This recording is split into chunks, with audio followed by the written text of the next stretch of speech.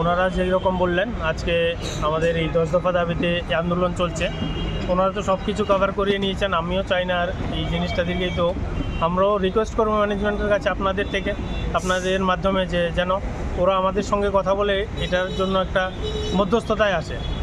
কারণ আমরাও চাইবো না যে আমাদের যে গ্রাহক পরিষেবা সেটাও পূর্ণ হোক, আর আমাদের গ্রামীণ ব্যাংকের নামটাও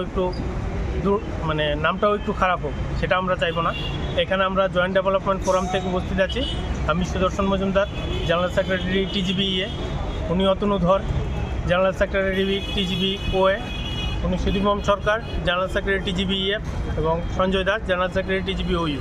এখানে যৌথ মঞ্চের উদ্যোগে আমরা আপনাদের মাধ্যমে এটাই বলতে চাই, যেন গ্রামীণ ব্যাংকের পরিষেবাও ক্ষুণ্ণ না হয়, আর ওটার নামেও যেন কোনো দাগ না আসে। ওনারা যেন আমাদের সঙ্গে কথা বলে মধ্যস্থতায় আছে। ধন্যবাদ সবাইকে।